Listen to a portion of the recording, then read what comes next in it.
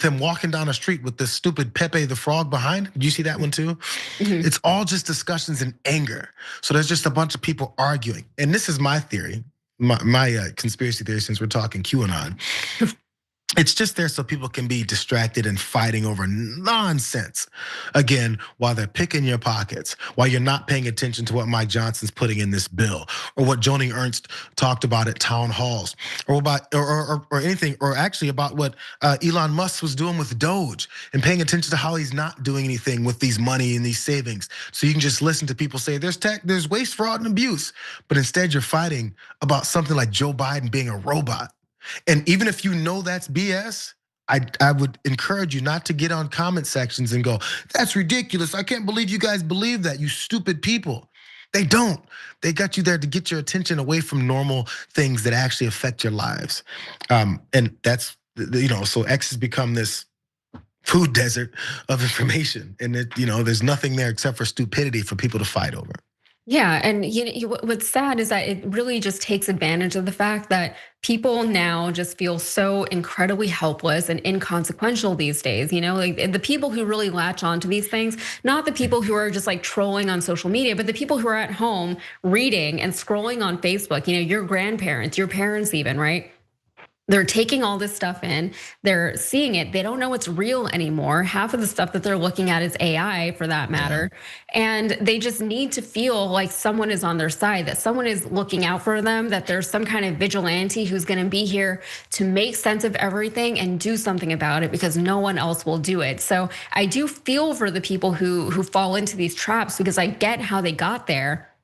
But at the same time, like I have had real people in life tell me, like just completely just straight that, yeah, I do think that the Democrats are probably just shooting these hurricanes at Florida, and nobody knows how to respond because it's like, I don't know what your sense or your grasp of reality even is. I don't know what kind of world you live in, and it makes me uncomfortable, because how do you interact with people like that? And you waste your time and your brain energy and your stress by debating them about things like that. Yeah, because it's not gonna get anywhere. So anyway, JR, it's been great. We have to take off. Yeah, good times. Good seeing you again. Always fun when I get to do a show with JR Jackson. So with that, we're gonna wrap. To who's on tomorrow? Is it Jordan?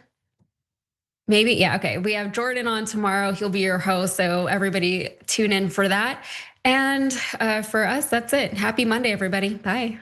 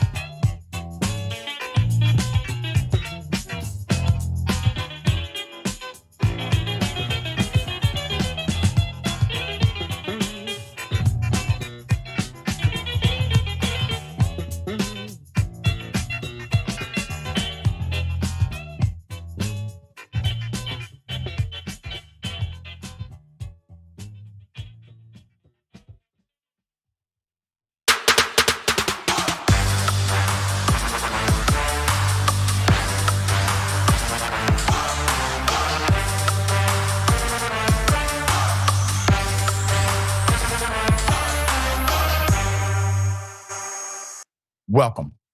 It's indisputable. I'm your host, Rashad Richey. Good to be with you. We have a lot on the agenda today. Breaking down news of the day, none other than our dear brother, Rebel HQ contributor, all-star host of Politics and Paper, Mr. Jackson White. Always fascinating to have his analysis. Top story of the day. What if I told you a cop in your community was busted for a DUI? We have the video. And he was armed. We have the video. And he is still a cop in your community. All right. 11,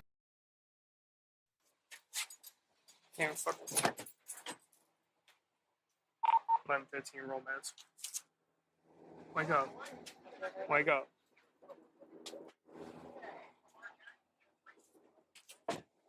Connor was banging on your windows right to the point you're gonna break them, and you still weren't responsive. Had him open your door and give you a strong rub.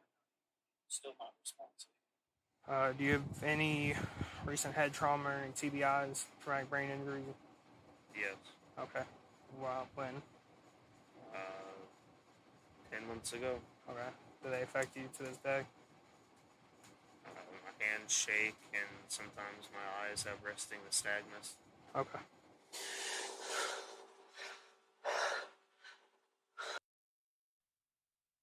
Put up the picture, the mugshot, full mask.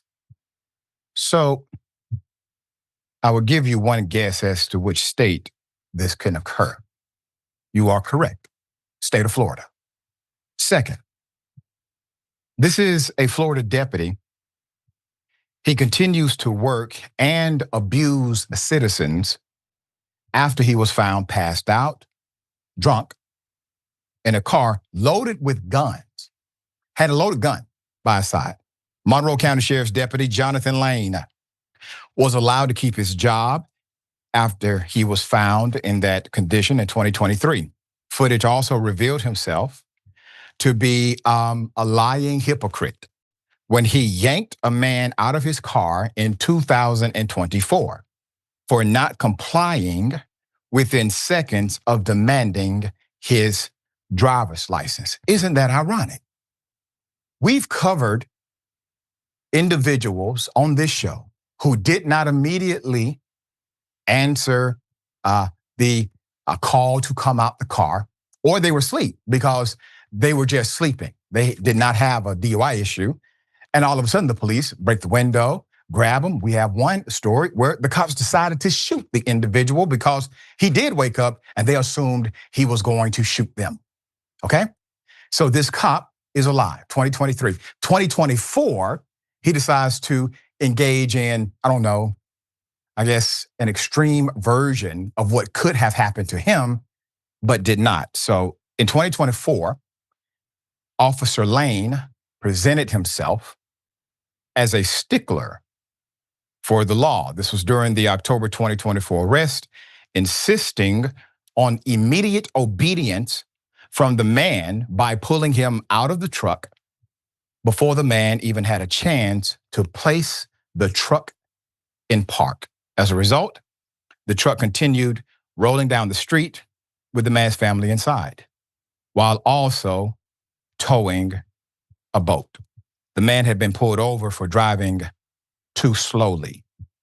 Lane then pulled out his taser and told the man to put it in park now, while still pulling him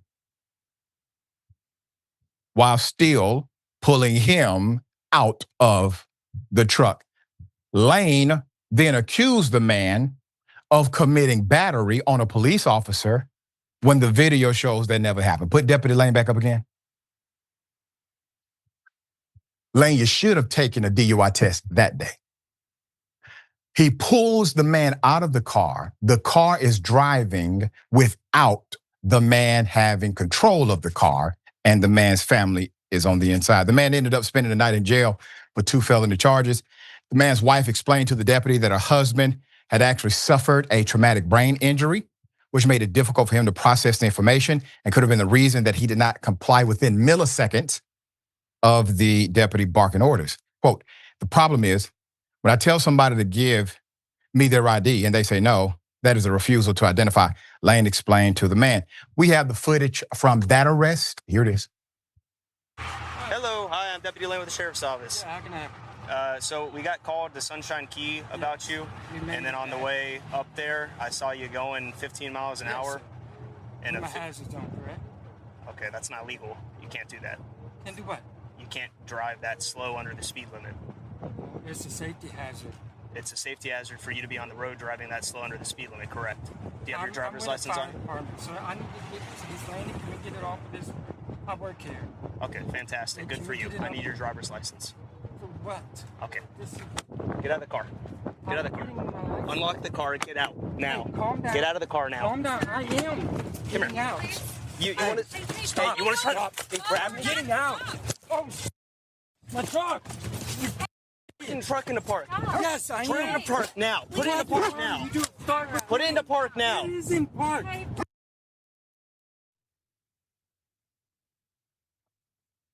Okay. So that escalated because of the cop only. The man was driving slowly because he had his family and was pulling a boat. Let's talk about Lane's arrest.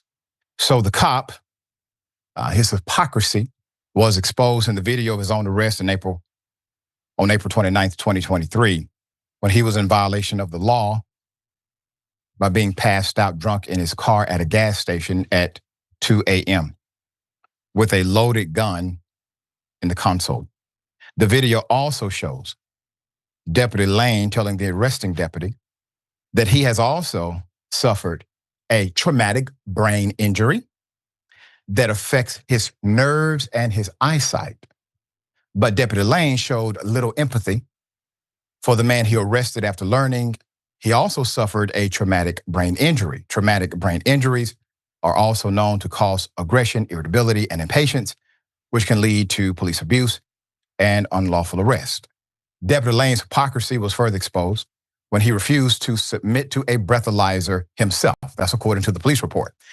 In Florida, this is a mandatory and lawful order punishable by the suspension of one's driver's license for a year if they simply refuse to do the breathalyzer. Why? Because it's implied consent. Implied consent is if you have the privilege, not right, of a driver's license, you have implied consent to make sure the roads are safe. Nevertheless, online court records from Monroe County shows his case was marked, quote, confidential. Confidential? Wait a minute. How in a local jurisdiction become G14 classified? So his case is confidential. May 4th, 2023, less than a week after his arrest, preventing citizens from accessing the court files, which are normally considered public records in the state of Florida. Atlanta Black Star reports that a Facebook post from March 2024, less than a year after his arrest, shows that he was actively working and driving his patrol car, so his license was likely never suspended. This is the cover-up of cover-ups. It is such a cover-up. They literally classified the arrest, the file, and the corresponding documentation of his incarceration confidential. That had nothing to do with him. That had everything to do with their organization that they're trying to protect, the corruption within. And this is the reason why many people have an us and them relationship and mentality as it relates to cops. This doesn't make sense under any circumstance. Here's why this should be important to you, especially if you stay in this community in Florida. Number one, the cops are telling you they don't give a damn about you, okay? This is about accountability and responsibility. There are security firms, security guards could not get away with doing this and still keep their jobs. But this guy not only got away with doing it, but then ends up abusing citizens after the fact. They then further decided to assault you by creating a confidential classification for his arrest record when there was no need to. He wasn't on assignment. He's not an undercover cop. There was no need to protect him. There's no judicial order to do so. He wasn't part of some task force that required secrecy for the operation. He was simply drunk on the side of the road. Now, if the cop has a problem, if the cop has a problem, he can get help.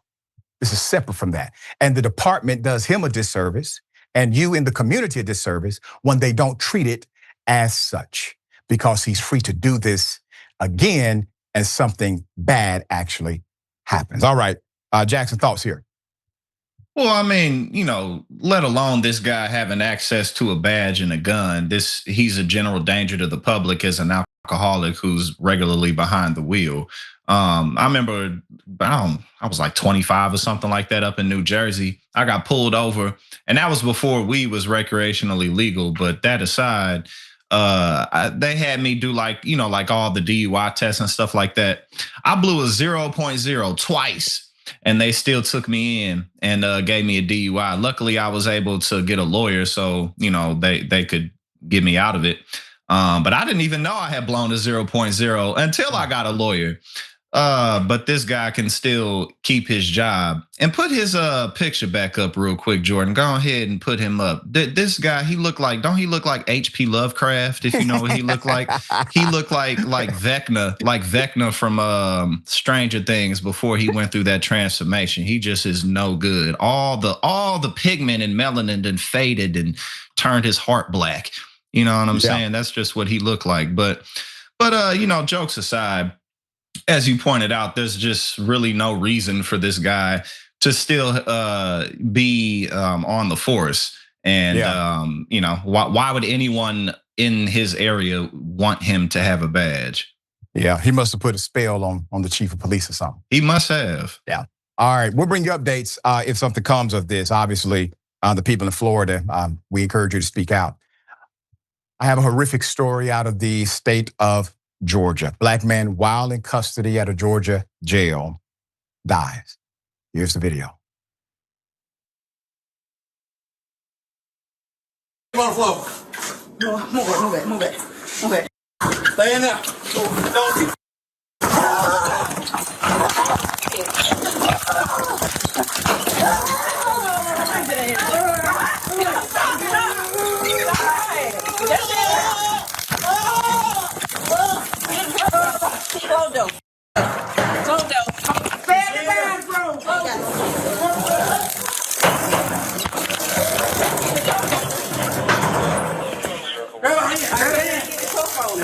Get a car. I ain't got keep tasing. Yeah. I ain't got no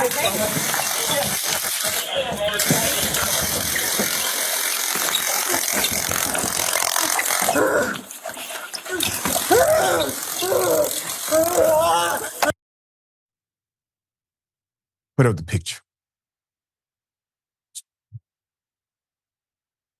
He's in a controlled environment. The most controlled environment possible. The cops, they do not have the excuse he was going to get away.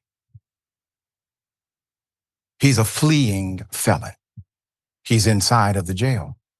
He has on an orange suit, which means he's been processed in, which means you have all of his information, his fingerprints. He has been assigned a cell. If you would have just stood back, where is he going? He's on the floor.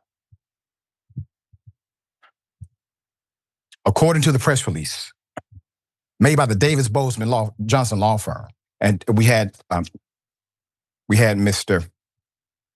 Attorney Davis on the program last week, remarkable attorney, and the Fitzpatrick law firm in Macon, Georgia. Prior to the 1-year anniversary of his death, the legal team is representing the family of Mr. Stephen Fawcett, formerly, submitted a presentation of claims to the Bibb County authorities outlining the circumstances surrounding Mr. Fawcett's tragic and preventable death while in custody at the Bibb County Jail.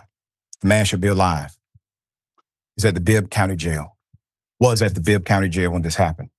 Bibb County is located in Middle Georgia.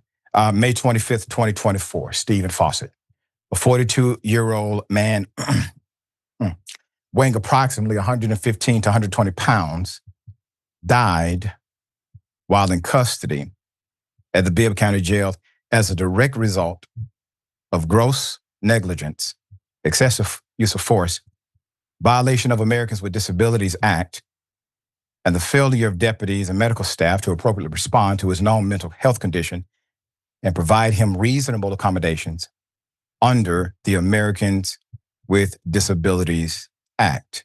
Mr. Fawcett was experiencing a clear mental health crisis in the shower area of the J100 General Population Unit. He appeared disoriented, agitated, and under distress. Despite long-standing knowledge among Bibb County staff of Mr. Fawcett's mental health history, no immediate and no appropriate mental health intervention or reasonable accommodations were provided. It is unclear why Fawcett was being housed in a general population area at the time of his crisis and did not or was not afforded the opportunity to be in a mental health facility or the medical ward as provided. Now, why are these things important? They are imperative to cause and effect. You have gross negligence by the staff. You have misclassification of the incarcerated individual by the county. You also have an additional negligence in the way they decided to handle the situation in real time. The fact that he has a clear and noticeable mental health dilemma historically and at the time of this incident, he has protections under the Disability Act, which is a federal law, and should qualify this case for federal standing immediately. Mr. Fawcett required psychiatric care, not access to the unprescribed and dangerous drugs that apparently was easily accessible to persons housed in the Bibb County Jail, as evidenced by recent overdoses in the jail. Mr. Fawcett was placed on a stretcher by inmates, not deputies, without incident and was transported to the medical area. While in the medical area of the jail, it was the deputies who escalated the situation. While nurses attempted to administer Narcan, indicating their perception of a possible overdose. Now, let's back up. If he has drugs in his system, prescriptions, okay, in his system, that he did not get prescribed to him, that means somehow in the jail, it flowed to him, okay? Those drugs are only given inside of the institution. If the nurses are saying, we need to clear the way to give him this shot, this is your Narcan shot, that is to stop him from dying of an overdose. So they have decided he is not in his right state of mind. There's something else happening here, and we need to do this as a precaution. While the nurses attempted to do so,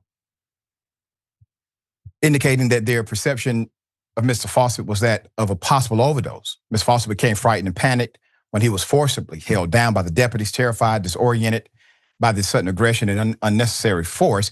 Mr. Fawcett broke free, began running around the medical area. According to the official narrative, Mr. Fawcett, while barefoot, confused, and weighing barely 115 pounds, was then tackled, tased multiple times, physically restrained by the multiple deputies, including Deputy Hutchins, Corporal Florney, and Corporal Wilson.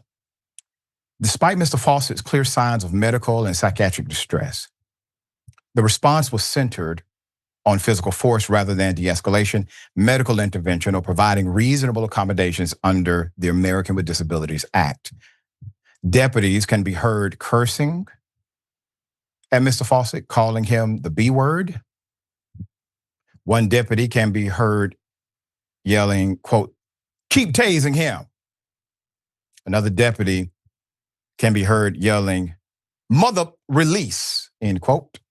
Another one, at one point, after being tased and held to the ground with the body weight of at least 4 deputies, Mr. Fawcett stopped moving.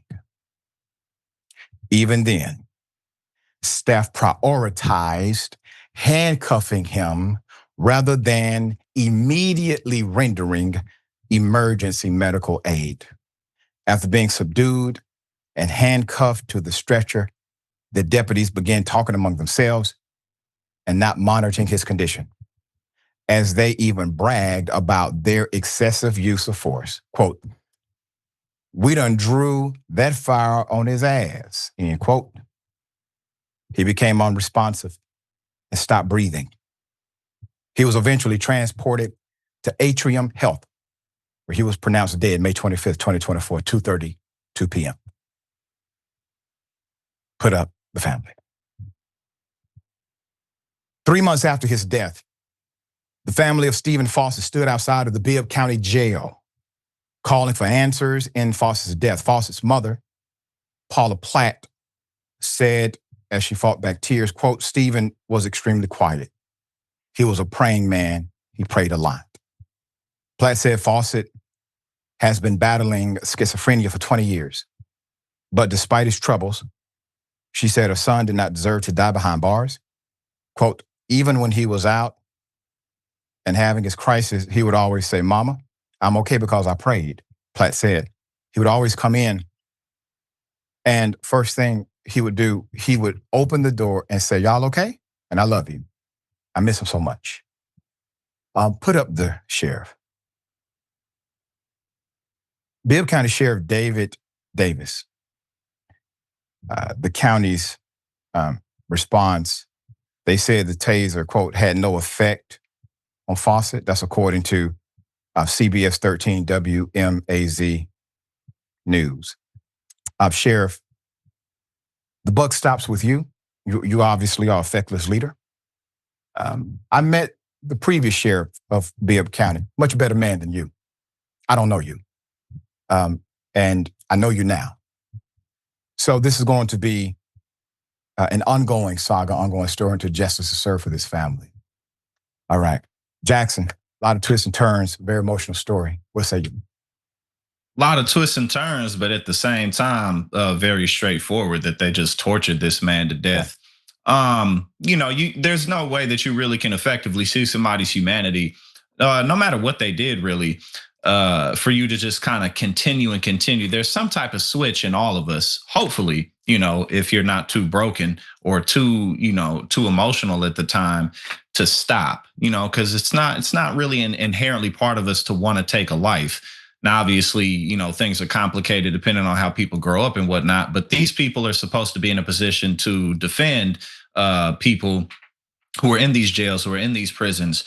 And there's a couple things that I really want to point out. First and foremost, that you said that this man weighed between 115 and 120 pounds.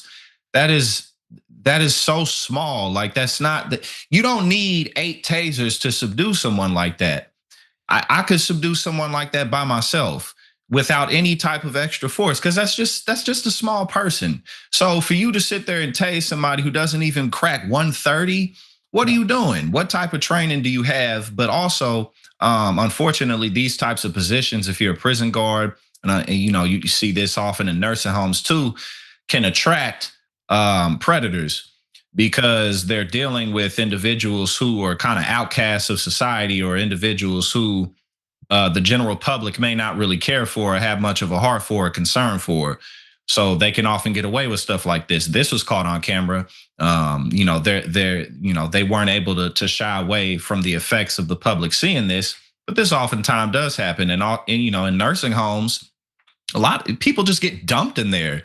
Older people in someone's family, we just gonna put them in a nursing home, and that's where they are. So nobody's coming to see them. So this really, I think, alludes to a staffing issue just in law enforcement across America in general, whether it be police officers or prison guards. The staffing is a huge issue. Yeah, and you're correct. And typically, we see individuals who are in positions of service who don't like to serve. There are great people in positions of service who like to serve. And there are others who would like to be in those positions. So if you don't like to serve, don't be in that damn position. Get another job. All right, we'll bring you updates as they come. All right, well, black family, they're just fishing, okay?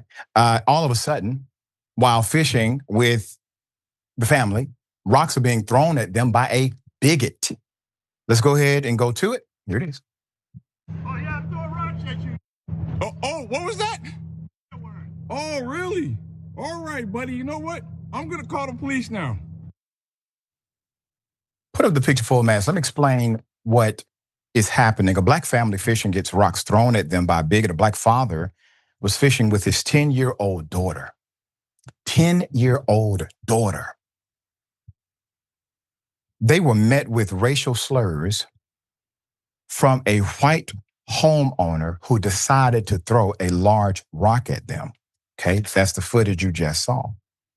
What unfolded on the video is this. Sharon Brown told MassLive.com about the incident on Lake Shirley in Lunenburg, Massachusetts, in which he and his 10-year-old daughter, Azalea, was targeted. Brown, a competitive fisherman who frequents the Lake Shirley area, is well known to the community, said he and his daughter picked up a pepperoni pizza on Memorial Day, then went to the lake to float fish and enjoy the day on his boat. Put up the picture again. What a remarkable dad. What a remarkable family. And look at the smile on her face. She's authentically enjoying her time with her dad. The nice afternoon was ruined by a man authorities identified as 66-year-old David McPartland, who questioned the family's presence on the lake. Okay? That guy obviously voted for Trump. I bet he will tell you he is a Christian and obviously not racist. According to Brown, McPartland came out of his lakeside home to ask Mr. Brown why he was fishing in a part of the lake near his house, asserting, quote, that I shouldn't be fishing there, end quote. Brown has driven his boat about 60 to 75 feet from shore, and although there were other fishing boats nearby, McPartland only targeted Brown, telling him he would, quote, have somewhere else to go fish and, quote, shouldn't be here, Brown recalled. When Mr. Brown replied he was there to fish with his daughter and told the man they stay far away from his property, McPartland started throwing or swearing at them. McPartland allegedly told Brown that he, quote, didn't want him there, told him to, quote, go somewhere else, end quote, and said, quote, you guys think you own the lake, end quote. Does this sound familiar to you? These are all political talking points that you will hear on a normative night on Fox News. That's it. There's more. So Justice Brown started to record the encounter, obviously out of safety.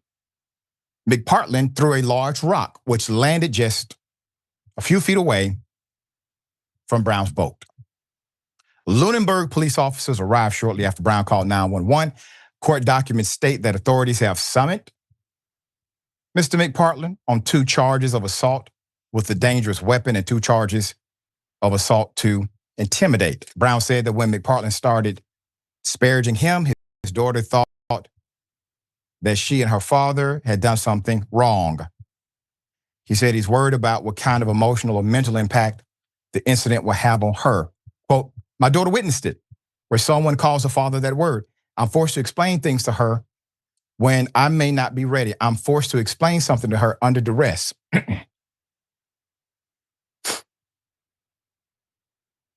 After I choke back how I feel, what I may want to, Brown said, adding, it upsets me. I'm not prepared. How do I prepare for that?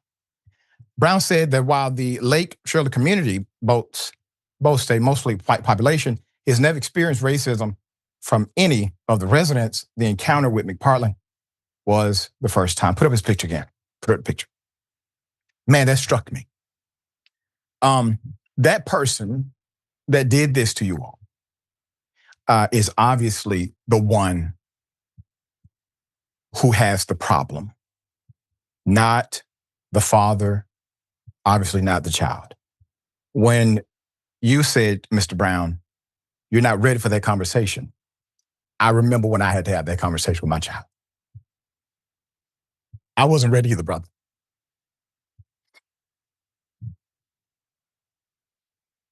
But the world that we're in requires that the proper context is displayed.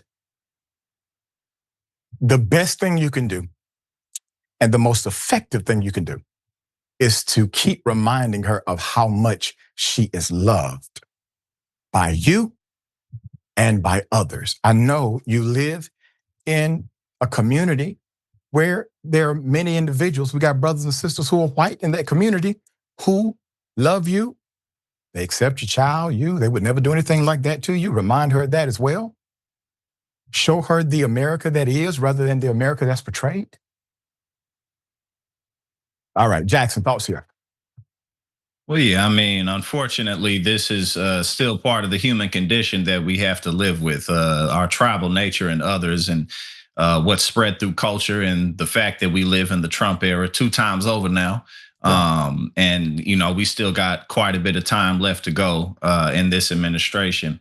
There's so much to say about something like that. The bigger thing to me is the fact that this culture is still permeating, and it still sells so well in America. There's still a lot of people who aren't tired of it yet, even though we got all this stuff going on with these tariff wars and the economy being flipped on its belly, and our foreign relations being all out of whack and all of that. There's still a huge portion of this country who, to hell with all that. I just want to, be involved in all this racism and bigotry. So there's a whole nother generation behind that. But what, they was in Florida, right? It did this. Yeah, I mean, it's Florida, you know what I'm saying? So you can get shot up to get anywhere like that. So it's just not a good idea. Maybe you shouldn't be here, so I'm gonna throw a rock at you. This is just butt naked bigotry, and unfortunately, we're still having to deal with it. And that's why they're trying to take all these books away, trying to get rid of all the DEI everywhere they can, because they feel like they're losing their country, but they've already lost it. And that is what it is. Yeah, and because they never owned it, right. And that's the whole dilemma. This was in, I think, Massachusetts. Massachusetts, still, yeah. It's America. Yeah, there you go. Everybody got guns. Yeah, he looks like he's about to move to Florida after they prosecute him, though. Right, exactly. Yeah, he's going to say the community has gone to hell now because he got prosecuted. All right, we got more on the other side. Indisputable stick and stay.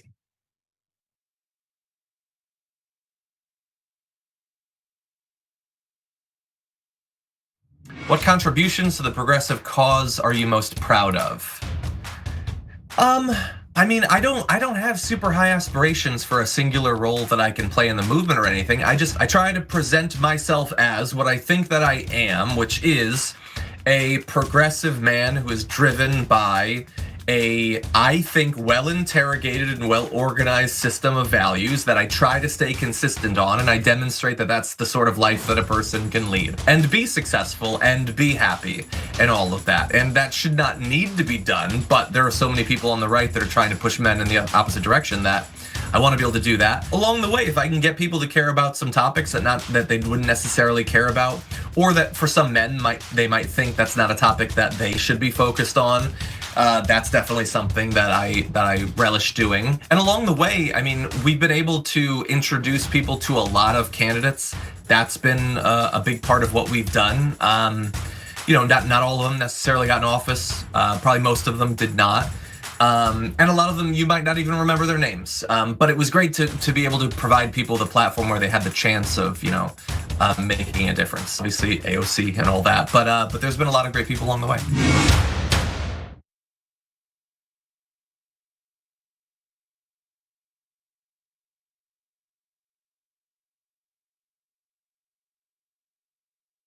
In the bonus episode for the members, we do some inside baseball. We're gonna look at John's desk. Nice little spaceship here. Nerd. But it is kind of look cool. Who has Legos? Oh no. He's taken apart a keyboard. Who has a mouse pad that's this big? He's got a dog with a nose that you can hang something on. You know what this desk screams to me? Nerd. And that's how we like him. We love Johnny Pie. He's got his own personality like everybody does at TYT. Come meet us all in the bonus episodes. TYT.com/team. David Sorrell. Dr. Phil. Adam Green drop by. Charlemagne. Congressman, great to have you. It's great to be with you, Chang. Your show is a great thing. You're informing people. A lot of the shows that I live on, my CNN, my MSNBC, and even Fox, and any of the other shows, NPR, they are so quick to decide that they know what this building means today. The one thing that I hate that politicians do, they talk a about the people they should be talking to. Do they have any idea that they're the establishment and that they're hated? Or do they not realize that at all? People are so deeply in their little universe. I think it's very easy to not really question what you're doing. Voters have a right to ask questions of any nominee, whether they're independent, Republican, or Democrat. The system is monopoly that suppresses competition. How is it the year 2024 and we're still like, maybe they'll talk about paid medical? Like how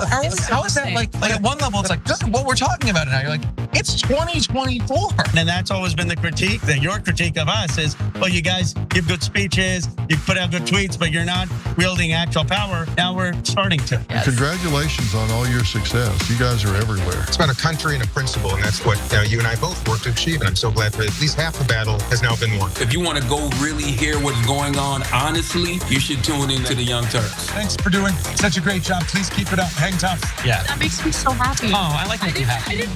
This is a happy Anna Kasparian. What's up? You're welcome, YouTube. Join the Dragon Squad by becoming a YouTube channel member. Click the join button below or sign up on tyt.com/join to get access to fun emojis, a member-only chat, exclusive shop TYT designs, ad-free watching, and so many other amazing perks. Plus, you get bragging rights for being part of the coolest community on the internet and help us drive real positive change in the world. The Dragon Squad awaits, so join today.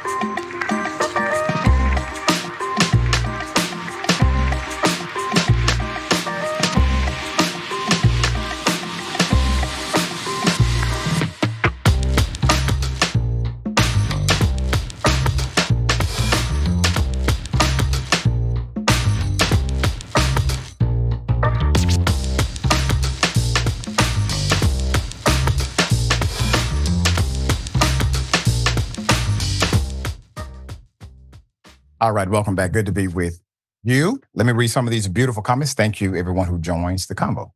Next here to report, it says, these agencies fail to do these things. It's no accident. It's systemic racism, which pervades this country at every governmental level. Yep, Mr. Kitty is what I call my wife. We need external review of the police. Internal affairs only allow tyrants to get away with murder. Kendrick Simmons, this doc in the house. And Valerie Elvon, good Monday afternoon, Dr. Richie, and everyone in the chat. A good Monday afternoon to you as well. Twitch. Mr. Mittler, viewing this injustice from another country sends me into a blind rage. Yeah, it does the same for us. It's unfortunate, but thank you for your support and continued advocacy for communities that are oppressed. All right, I got something for you. Ladies and gentlemen, I wish you Karen would. You want to call the police on them for having a barbecue on a Sunday. I feel free! Back off! I'm going to tell them there's an African-American man threatening my life. Getting in our way when we were trying hard. This is our military. Don't you take a picture of me. You do not have the right to take a picture of me. I do. Do not take a picture of us. Hey. I'm pregnant. Have them hands off me. Ma'am. Put that phone down. Don't do it. I'm pregnant. Look at me. I'm pregnant. You're pushing the pregnant lady. Well, my husband is handicapped.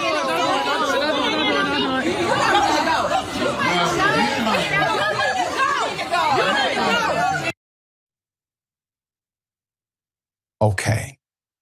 Let's go ahead and put up the Karen full mask here.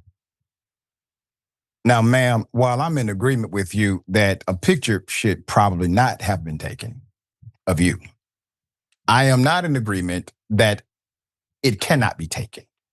You are in a public arena.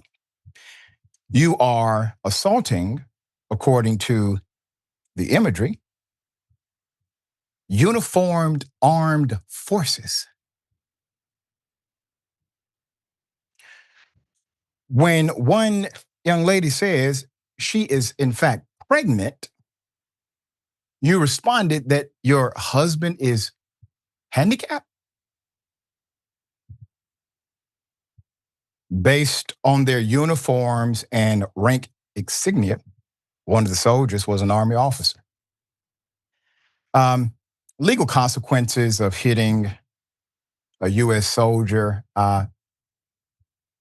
Ms. Karen, if I can call you that, are as follows. When you're facing the aftermath of hitting a U.S. soldier, it's crucial to understand the gravity of civilian legal repercussions.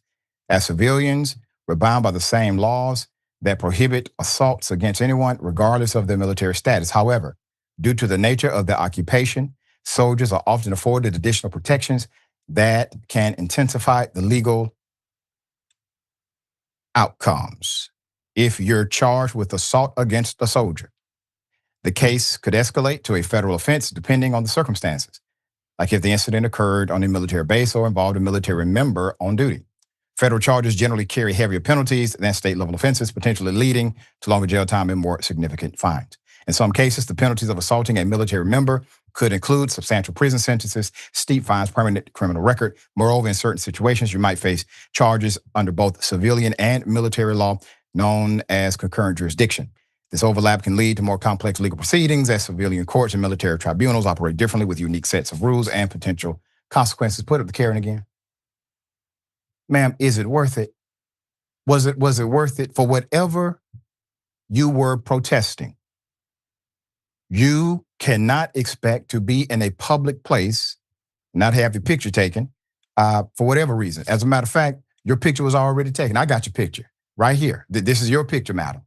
Okay, I wasn't even at the facility with you. But I promise you had a picture taken when you left your house. You had a picture taken when you drove to the event. You had a picture taken as you walked in and as you left out and went back to your home. There are a lot of pictures of you to and fro because you're in a public space. All right, just thought I'd help you there. Very unfortunate. Thank you to Jordan, one of my producers, my senior producer. He is from military. Yeah. It's a shame. All right, Jackson, there used to be a time, dear brother, when if you assaulted somebody in a uniform, that was lights out for you, right? That you were dealt with publicly in a particular way, even if you did not necessarily agree with the administration. Or we get it. People are out here risking lives, right? You don't have to agree with war to understand that. This couple was able to get away with it. People did say, ho, ho, ho, like what you doing? But the overall response is a little different than it used to be. Well, we living in different times. And, after all these decades of, further steps toward equality, these Karens, they just had it with the black fatigue. You know what I'm saying? Black fatigue then added up and I'm so sick of these people. We give you everything and you still want more. You got to be careful trying to put your hands on somebody because you never know how they're going to respond. But I think that that's all this was. You know what I'm saying? Like the right wing in this country, they just getting a little too tired of black people complaining and whining all the time. All these Mexicans thinking that they can be citizens and all that BS. You know what I'm saying? We got to go back to the good old days when women was not allowed to have credit cards and own stuff. And that's just what it is. But black fatigue is a pandemic, and we got to go back and sit in our place. That's what it is. Yeah, that's their sentiment exactly. That's what it is. All right. Well, Donald Trump will possibly pardon Diddy. Man, let's go to it, man. This is a hell of a thing. Here it is. Once in 2012 that Diddy was a good friend of yours back then.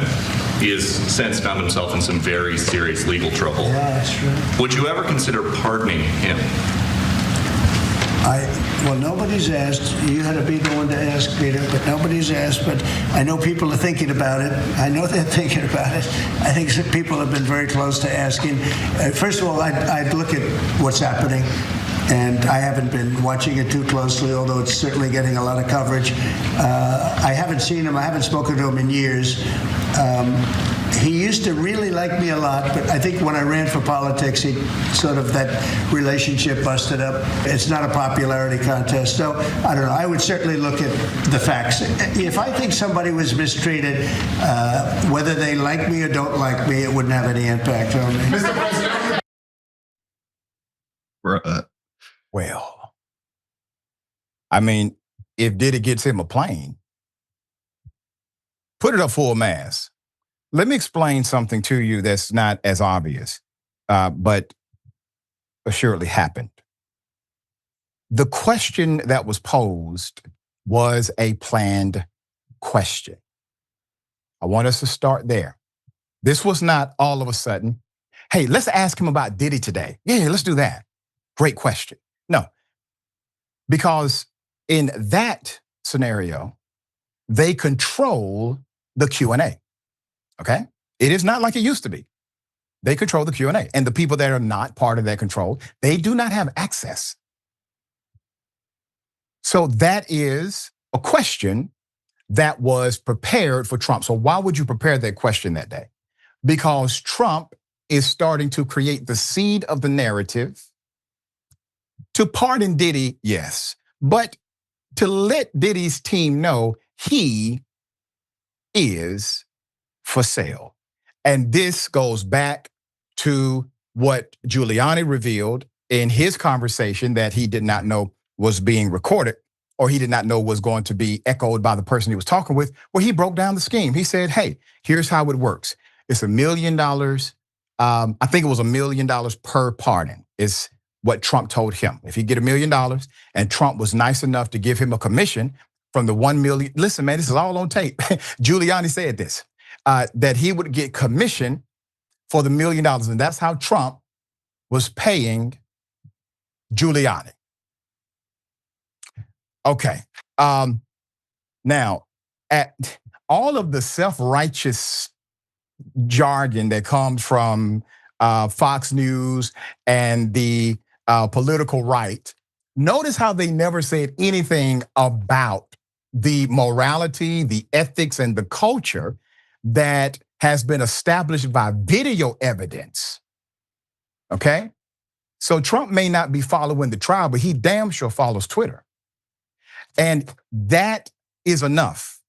X today, obviously. But that is enough to understand the context. Okay, so May 30th, Trump teased the possibility of adding Sean Diddy Combs to the list of people he would pardon, but only if he decides that Diddy is being mistreated by the justice system. Presidential pardons are often controversial, but Trump's comment still came as a surprise when he was asked about Diddy in the news conference. Not to me, it wasn't a surprise to me at all. Through the president, though the president said that the two have not seen or spoken to each other in years, they once ran in the same circles in the Hamptons and New York City. It wasn't just Diddy that Trump was close with back in that day. Celebrities, hip hop stars, and business moguls like Trump all traveled in the same scene. Russell Simmons once enthused to New York Magazine that Donald has the best plane I have ever seen. Well, looks like he still likes planes, sir. Still his thing. Let's be very clear. So Trump says he hasn't been following it, doesn't know much about it, but for some reason he has enough information to tell you that no one has asked him yet, but I think they're very close to asking me. Wait a minute. What does that mean? You don't know anything about anything, but you do know that they're going to ask you. They're very close to asking you. Yeah. Okay. These guys, quote, these guys have done more for respect than anything. Trump responded in the interview, referring to Russell and late hip hop industry giant Andre Harrell, who has his own issues before he transitioned too. Quote, Russell knows the market, he sees the future, and that's the ultimate business person, he gushed. Brian Cult, a law professor at Michigan State University College of Law, recently told USA Today that Trump could pardon Combs and end his trial. These are federal charges against Combs, so that's the main limit.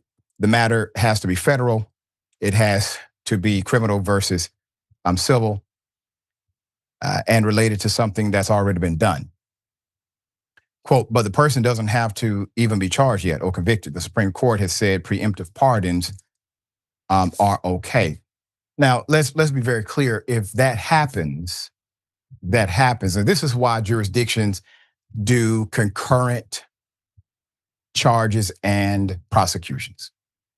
If this was a concurrent case where both state and federal charges were affixed, similar to how Chauvin and the other cops were prosecuted, then the federal pardon threat is of no effect to the actual jail time or the conviction if you're able to successfully prosecute both cases. Just a note. All right. 50 Cent, however, got something to say about this. So 50 Cent is looking to give Trump his 2 cents about Sean Diddy Combs. In an Instagram post on May 30th, the In the Club rapper said he'll reach out to Trump after the president said he would look at the facts in Combs' case, suggesting a pardon could be on the table. 50 Cent shared a clip of the president's comments in his post and wrote that Combs said some really bad things about Trump, adding that he will, quote, reach out to him so he knows how I feel about this guy, end quote. In a follow-up post, 50 Cent suggested Combs' past comments about Trump could prevent a potential pardon. Quote, Donald doesn't take well to disrespect and doesn't forget who chooses to go against him, he wrote. He also shared a screenshot of an article suggesting he was trying to nuke Combs' chances of a pardon, clarifying, quote, I didn't say I would nuke anything. I simply said I would make sure Trump is aware, end quote. 50 Cent's feud with Combs recently came up in the court with Capricorn Clark, Combs' former assistant, testifying that the embattled hip-hop mogul had an issue with him being 50. Now, it's really interesting. And BMF premieres coming up this weekend. Make sure you check it out. So the dynamic of 50 Cent getting involved, what 50 should probably do is just go ahead and get all the clips of Diddy being on record saying what he has said against Trump, put it on social media, that'll do it. Here's my actual issue, outside of the personal mess. We get fixated on these pardons. And somehow, when one person is pardoned, and they happen to be somebody that a group may have respect for, okay? All of a sudden, that should be the thing that justifies the antithetical policy nature of Donald Trump himself. No, quite the contrary. He's president of the United States and just said something that is grossly hypocritical, but it shows you that he doesn't give a damn about community, country, or the demographic that you serve or serve you. He said, if I feel they have been treated unfairly, I would do something. Now, I remember there was a Donald Trump a few years back who did say that black people have been given a raw deal as it relates to the criminal justice system. He said that, but he was in front of a crowd where it was friendly to say something like that years ago. Now, he's president of the United States today. He has full control today. He has cronies that would do illegal things for him today. They would definitely do the legal thing for him today. He's not going to fix the systemic problem. He will fix a personal problem of a personal individual that he personally knows or somebody that can personally enrich him. It is not about creating a cultural, systemic, societal, political, or policy change. And that becomes the distraction with these pardons. So while, yes, he may have now offered, in a way, to pardon Diddy, what he has never offered to do is pardon us. And that's the problem. All right. Dear brother, thoughts here? And I had to keep this thing on mute like the first 5 minutes that you was talking because I couldn't stop laughing because it's like, why not pardon Diddy at this point? I mean, this dude's pardoning spree is completely out of control. It's literally an auction. You come and you give me a couple $1 million or less than that, I'll get your husband out of jail. This dude's just pardoning reality TV show hosts like himself because don't forget, that's what Donald Trump is. He's a reality TV show star at the end of the day. And like you pointed out, he's like, if I feel like he's been wronged, like F your feelings, bro. Like you're supposed to make logical decisions based on the facts. You know, like I'm the president of the United States, but I don't know anything about anything happening anywhere in the world. Which, you know, I guess that's why we're supposed to be confident about you literally being the most powerful man on the planet. Diddy, the whole world been talking about this. Like, I don't know anything about it. I don't know, maybe not.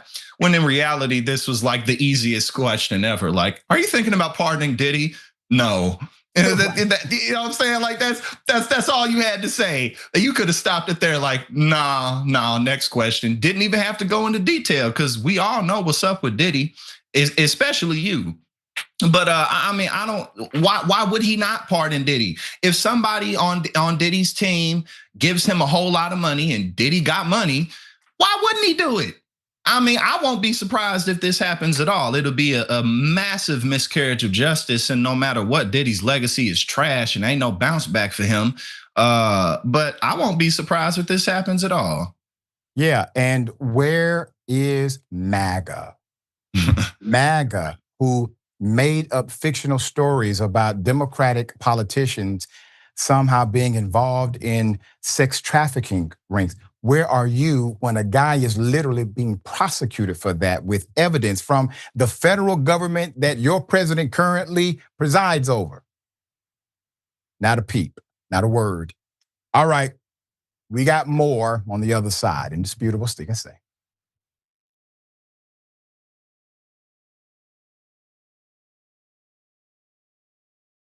There's one reason why healthcare is so messed up in this country, and that's because of our money in politics situation.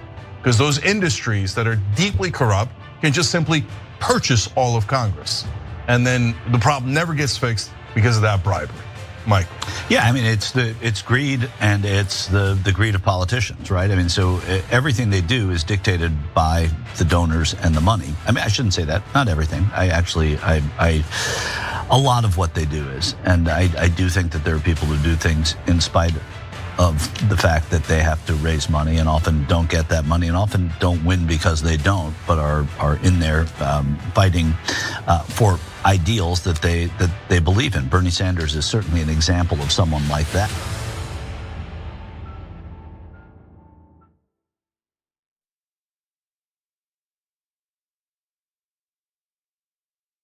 I'm back to gaslighting. Did you and I talk about gaslighting on Old School? Probably. That boss gaslit all his female employees. People who manipulate others like that make you feel like you're the weirdo. Why won't you punch yourself in the face? What is wrong with you? And you're like, oh my God, I feel so bad. Why didn't I just punch myself in the face and poke my eye out? I'm 47 and I just figured it out like earlier this year. You figured out somebody was doing it to you, or that you were that it was that it would have been happening my whole life and I didn't realize it. Right. You want to know the 3 shows that I'm watching lately? Shogun, Anjin-san. Those guys are badasses. Then you go to the Duttons, Yellowstone. Now, they don't always do it right, but they are badasses. But the 3rd show has the biggest badasses of all, the Young Turks. Live every weekend. Sick that I was so good. God damn it. Okay, live. Weekdays at 6 o'clock Eastern. That's what I meant. Anjin-san. How do you know if you're a populist? Easy. Do you work for the donor class? You don't? Great, you're a populist. Okay, so the establishment takes money from the donors and serves the donors. Mainstream media takes money from advertisers, and they are giant corporations themselves, and they work for themselves, and they work for the powerful. If you care about the average person, and you want the average person to have better health care, better wages, a better life, and you hate corruption, congrats, you're a populist. All right, Amazon Prime members, here's how you can subscribe for free on Twitch. Start by linking your Amazon Prime account to your Twitch account, and then click that little subscribe or resubscribe button below the stream on Twitch. Scroll down and select the subscribe free with Prime button, and then you're finished. Close out immediately and share your little subscription alert with the chat. Send a cute message along with it, and bathe in the sweet, twitchy, Bezos-funded love. Hashtag Bezos Bucks.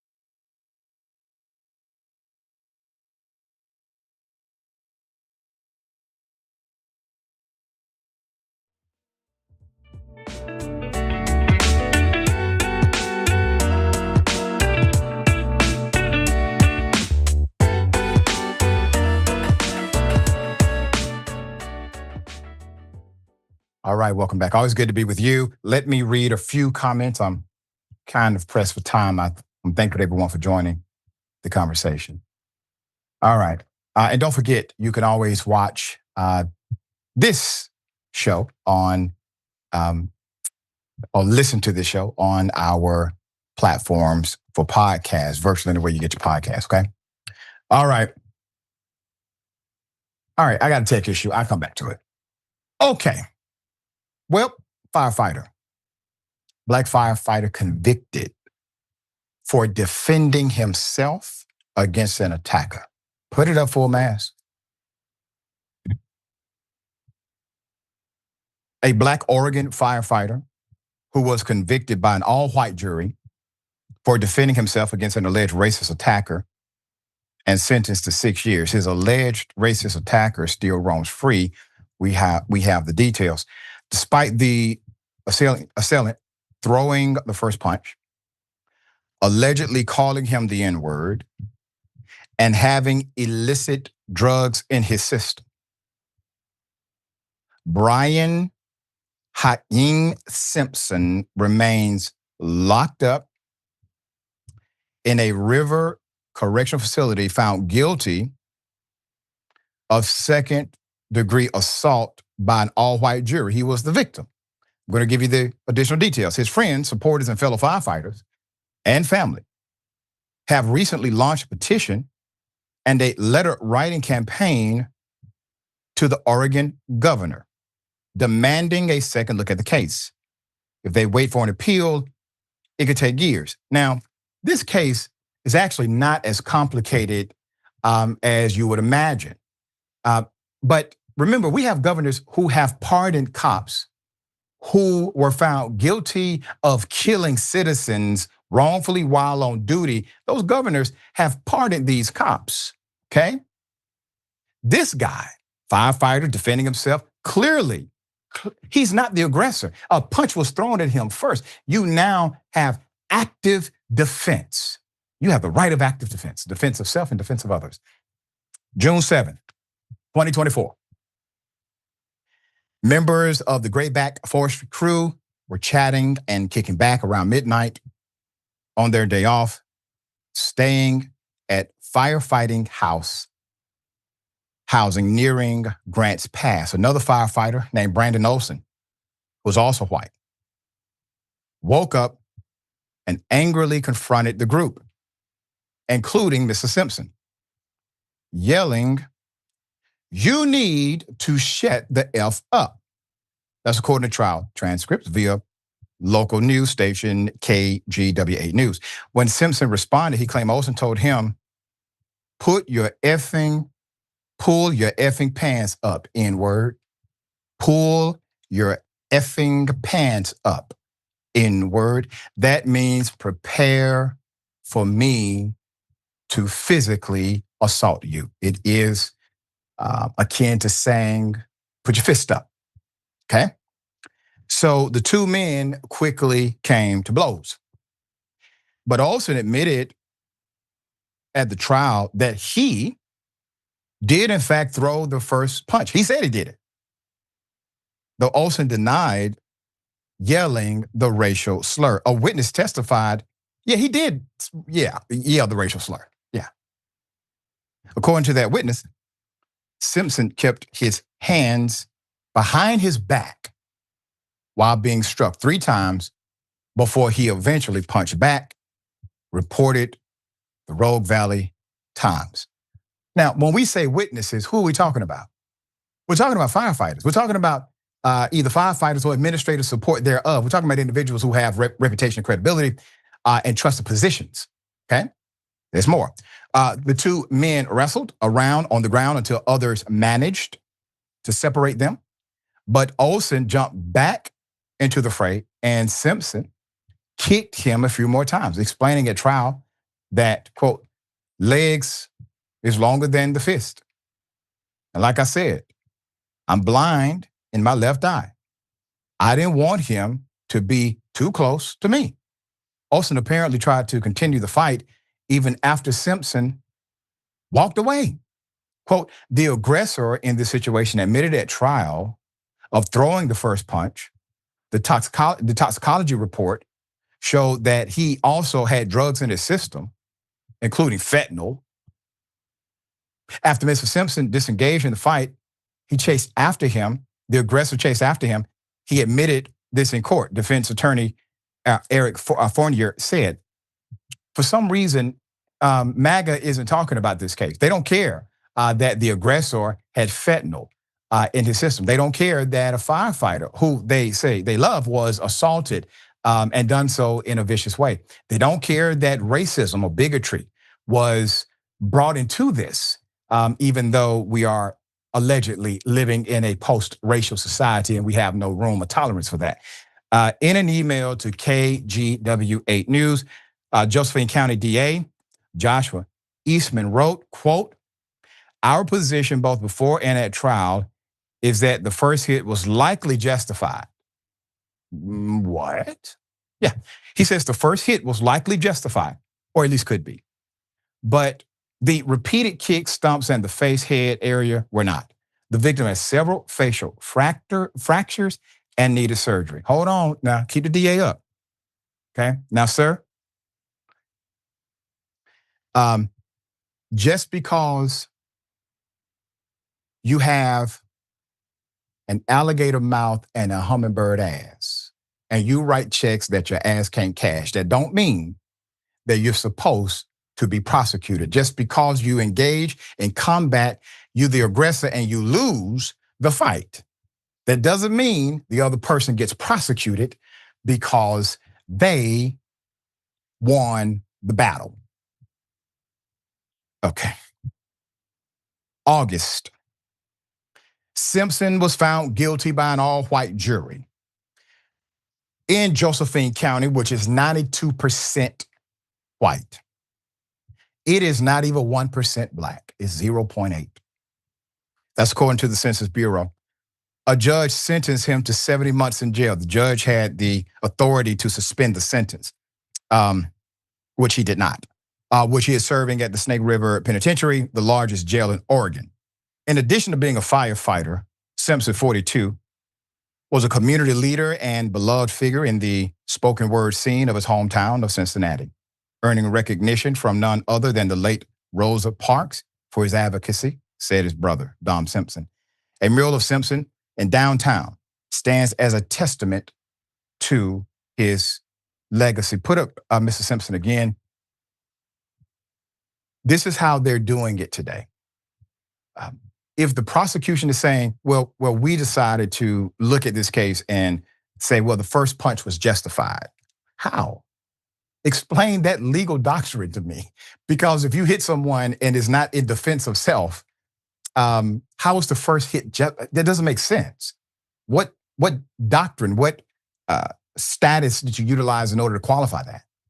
All right, Jackson, this case was likely decided by jury selection, to be frank. What say you? Yeah, I mean, if the first hit is justified, that can be rationalized for pretty much anything. Yep. Whether it be something that somebody did or said, or maybe they were thinking this. I didn't like the way they were standing when they walked past me. If that's a justifiable defense, then and again, I have no background in law, but just off basic rationale, it would seem that you could stretch that endlessly. I mean, from all the details presented, it seems pretty straightforward in that this man didn't handle his temper well and he started a fight and he lost it. Big deal. You know what I'm saying? Like, if that's just what happens sometimes when you get into fights. So somebody's going to win and maybe somebody loses fairly bad. But as an adult, that's just kind of the L you got to take if you put yourself in a position like that. If you're going to press charges or not, whatever happens, you're okay. You know what I'm saying? Like, you all right. But you started it and you lost it, and it would only be fair for him to at least also be in trouble for fighting in public. But I mean, as an adult, you got to control your temper, you got to control your emotions, because you never know what can happen if you get into a fight with somebody. People could lose their lives off of just hitting their head the wrong way. So yeah, and this comes from these are the same prosecutors that would justify a cop body slamming a teenage girl. Mm-hmm. Saying, oh, well, she resisted arrest. Okay. All right, we'll bring you updates if there's an update to bring. Here we go. Members of the Senate, Republican members of the Senate are opposing Donald Trump. Put up the picture full mask. This has to do with the report we brought you last week. Members of the Senate GOP opposed Trump on the big, beautiful bill, which we told you was a nightmare, a disaster. One of the worst bills that you could ever think of. I said when the bill was passed by the House, this is the bill that would make even the most liberal spender say, what the hell are you doing? So the Republican senators are struggling to pass Donald Trump's bill, according to a report from Politico. The number is pretty big. It's more than 50 senators have rebelled against Trump, highlighting a faction of the party it calls, quote, Medicaid moderates. All right, so that's the brand they're coming out with. The news outlet noted that these GOP members are ideologically diverse, but all share concerns about what the House passed, which was their version of the spending bill, and what it does to Medicaid and healthcare overall. They have concerns about this. Now, if you remember, Trump lied to them because at multiple moments, multiple opportunities, he had moments to clarify, and he was posed the question, is it going to touch Medicaid? Oh, no. Trump said, matter of fact, you get more money. This is the most used, this is the used car salesman part of Donald Trump. You're getting a better deal is how he will put it. And these Republicans went to their home states and echoed the same sentiment at their town halls, et cetera. They were lied to. It's very simple. Quote, I would hope that he would elect not to do anything that would endanger Medicaid benefits as a conference. Senator Josh Hawley said in an interview, quote, I've made that clear to my leadership. I think others share that perspective, end quote. However, Politico reports there are some senators who want to, quote, to further tighten the House's bill. This includes making stricter work requirements or reducing the provider tax. Let's put them up. Quote, I'd be damn disappointed if a Republican majority with a Republican president didn't make some reforms, says Senator Kevin Cramer. Quote, the provider tax is money laundering machine. We don't go after that. We're not doing our job, end quote. Senator Ron Johnson is still pushing for changes to how states and the federal government split spending on Medicaid. The federal government now picks up 90% of the cost for those who are made eligible for Medicaid under the Affordable Care Act. According to the report, the House nixed an effort to reduce that percentage. One idea being floated to create some common ground on the issue is to phase in the cost percentage change. However, Politico said this, quote, is likely to be a non-starter for 50 GOP senators. The outlet noted Hawley has already warned that, quote, there will be no Senate bill if that is on the table. Also, Marjorie Taylor Greene in MAGA rage against Donald Trump. Let's go to a GOP lawmaker and ally, or at least at one point was an ally, to Donald Trump, rebelled on Sunday, pointing to a recent announcement made by pharmaceutical giant Moderna. Quote, we announced today that the US FDA has approved NextSpike, it's a registered trademark name, a new vaccine against COVID-19 for use in all adults 65 and older, as well as individuals aged 12 years through 64 years of age with at least one underlying condition that puts them at high risk for severe outcomes from COVID-19, end quote, the company wrote. So Green shared that statement to social media declaring that the FDA's actions is not MAGA at all in reference to Trump nominee Robert F. Kennedy Jr.'s slogan to make America healthy again. It's not MAHA, M-A-H-A at all. Unreal, the lawmaker added, okay? So she has now publicly come out against an actual policy. Well, good for you, Marjorie Taylor Greene. You're starting to, I guess, get why you're there. Even if I disagree with you on policy, at least talk about it. So this is a policy dynamic. The GOP senators who are opposing Trump, they're opposing Trump not because of his personality, but because of his policies. We have opposed Trump for personality and policy because they are one and the same. His personality informs his policy. Okay, he's not separate from it. So now we have a split happening. It's going to be interesting to see how they respond. But here's what's wild to me. This passed the Republican House. This horrible bill that Republican senators are saying is so bad that they have to draw a line in the sand. They did not draw a line in the sand with the $400 million plane. They did not draw a line in the sand with the racism of Donald Trump, but now they're gonna draw a line in the sand. But all Republicans passed this damn bill in the House. It lets you know who and what your leadership is there. All right, thoughts here. Yeah, I mean, there's been quite a few times, even in Trump's first administration, albeit the second administration is times 10 and on crack cocaine, but where Republicans have stood up and said, I don't know, this is a line too far, and then they end up bending over backwards. So I really don't expect any of these Republican senators to actually stand up. If they do, maybe it'll be a very small handful of them. But according to history, they don't actually fight back when it's all said and done. When it really comes down to the clutch, they don't do that. Let alone the things you said, they didn't care about Trump literally trying to overthrow the country January 6th on live television. It's not like it was covert there. Everybody saw it. And they were like, along with tens of millions of Americans who also shrugged their shoulders at that. So there's also a whole nother discussion in that area. But I guess we'll see what happens. Donald Trump and Elon Musk is out now, but that's really just because he deteriorated more than anything else. He's dismantling the administrative state completely and defunding everything. So why would the Senate Republicans actually draw a line now? Well, we'll find out. Yeah, we will find out. And initially, when the terrorist attack did happen, all Republicans were on the same page. McConnell came out. Yeah. All Republicans stood with, and then Trump spoke. And that's when everything changed. Never mind. All right. We got more on the other side, indisputable stick and stay.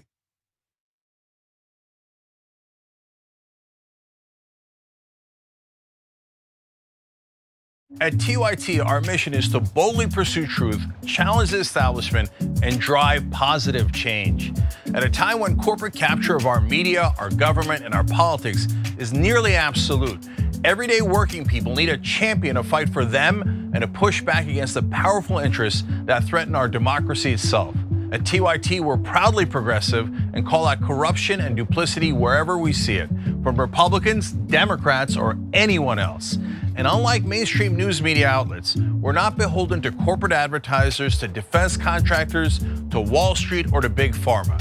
We only have to answer to our audience, and for nearly 2 decades, we've accomplished that by delivering honest, timely, and insightful perspectives on the day's news without fear or favor or concern for whose toes we might step on or which powerful elites we might offend. And while we're super serious about the news, we also manage to do it in a way that is fun and lighthearted. We can do this together and serve our audience, and yes, have fun doing it.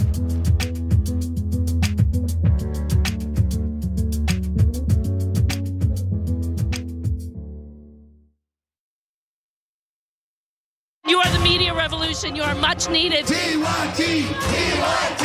The place is like 95% TYT on.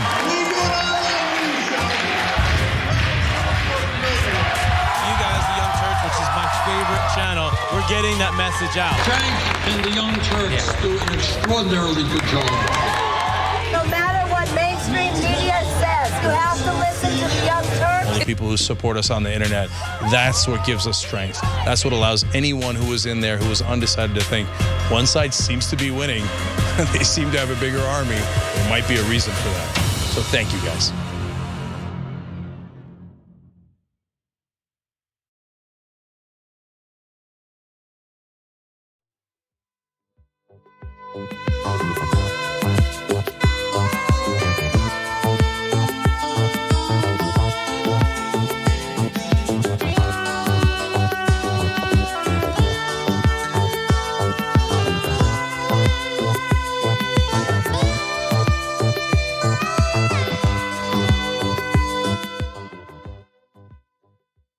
All right, welcome back. Let me read a couple of comments. Thank you, everyone. Winter Scoop says, I'm 90% rated VA disabled. I don't use that as an excuse to assault women. There you go. Talking about the Karens. Next to what your reporter says, quote, it depends on how he is treated, end quote. Sounds a lot to be like it depends on how much money he gives. Yeah. You picked up on the code. There you go.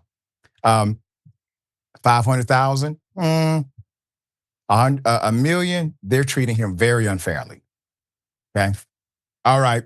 Well, Elon Musk was allegedly on a lot of drugs in the White House while working with Trump. Put him up full mask. This is an interesting story, hell of a story. According to News One, while Elon Musk jetted between billion-dollar boardrooms in the White House, racked up $275 million in campaign donations to Donald Trump, and fathered his 14th child. A new report reveals he was also heavily, let's just say self-medicated, recreationally and otherwise, according to the report. According to the New York Times, Musk allegedly maintained a serious ketamine habit. And this has been talked about before. Don Lemon has talked about it. You can check that interview out. Indulged in ecstasy and psychedelic mushrooms, and traveled with a daily pill box containing roughly 20 substances, including what appeared to be Adderall. According to insiders, even at SpaceX, where federal contracts require strict drug-free policies, Musk received advance warnings about random drug tests. Okay, it makes sense. I got it now. I understand what's going on now. Okay. The report, based on private messages and interviews with more than a dozen people close to Musk, private messages and interviews, claims his consumption went far beyond what had previously been disclosed. As I said, this has been something discussed before, at times involving ketamine, occasionally mixed with a little ecstasy, and let's throw in some psychedelic mushrooms at both private and public gatherings. While Musk has publicly spoken about his mental health, describing great highs, terrible lows, and unrelenting stress, he's also refused to use traditional antidepressants. He has said he was prescribed ketamine for depression, taking it about every 2 weeks. Now, just quickly, just understand this is not moralization against those who utilize drugs as an adult, et cetera, et cetera. The point is, he has federal contracts. He has a federal job. I mean, he's a regular ass employee. There are requirements such as a drug-free CEO. And they are subjected to random drug tests to make sure that happens. Why? Because you're dealing with billions of dollars that aren't yours. They are ours. Taxpayer money. There has to be accountability, even if you are a contractor. But I want you to keep this in mind. He has admitted, yes, I take certain substances. That's not the question. This report says he takes a lot of them and he takes them all the time. That's the person who many people believe is saying things that are coherent and make sense, but for us, it makes none. It makes no sense, okay? This makes sense to me. This is part of the reason he doesn't make sense to me. All right, here's what Stephen Miller said. All right, was there any drug testing or any request for him to drug test when he was in the White House, given the fact that he was also a contractor with the government?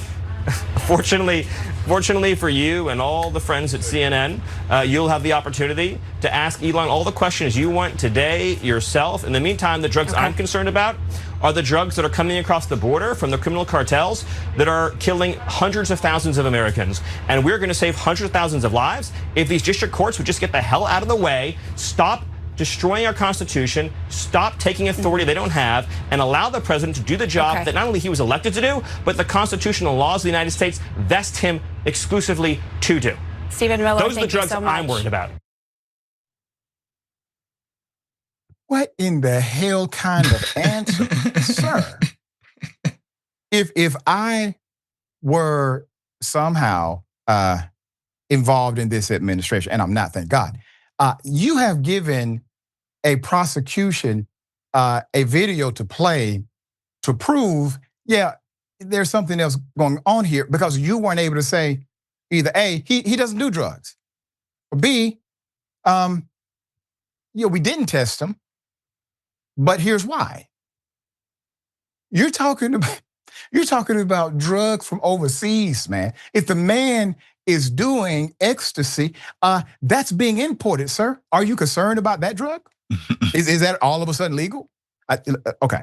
All right. So put him up just to give you some context. As a reminder, Miller's wife left the Trump White House to work for Elon after Musk's tenure ended. So he has a built-in incentive because he is financially enriched by that relationship via a private connection now. And during his final White House appearance, Musk was sporting what many speculated to be a black eye. When his he baby said mamas. his son did it. He said, "Oh, I brought my 10-year-old there." Man, come on, man. Your chin weak, but it ain't that weak. Okay. All right, go ahead. Jackson's thoughts here, man. I said when his baby mama slapped him, you know what I'm saying? You know how that goes. But I just love and revel in any opportunity that I'm blessed to receive to say that I hate Elon Musk and I despise him. And it really does warm my heart to see him flailing the way that he is, because he truly deserves it. But just outside of that, now that I've gotten that out of the way, I'm somebody also who has struggled with drug usage throughout my life. When you have addiction problems, it never really goes away. You got to stay on top of it. But the thing is for the position that Elon Musk has been in, it's just unacceptable, especially the level that he was like, I'm taking everything every day. You're just completely zapped out of your mind, unable to really even exist in the real world effectively. Again, I've been there off of certain things, and when you got too much going on, you're out of your mind. You're completely out of your mind. Your emotions are everywhere, and it showed in the decisions that he's made. And all these companies that he's a CEO of, he's no longer an effective mascot. And since he's not the engineer, since he's not a physicist or doing anything along those lines, who needs him anymore?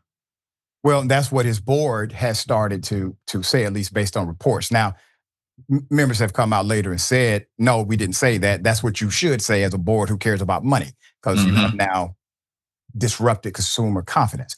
All right, we'll bring you updates. Dear brother, always fascinating to have your brilliant analysis on the program. Tell people how they can follow you, check out your great work. Oh yeah, good to be here with you on a Monday. Y'all can check me out at Politics and Paper on YouTube, youtube.com/@politicsandpaper. I'll be doing a live stream tomorrow, and I got a lot of new stuff for the summertime. Check me out. Thank you, dear brother. Appreciate all you do, man. All right, remember, take care of yourself, take care of each other, take care of the planet. Remember, the truth is always indisputable.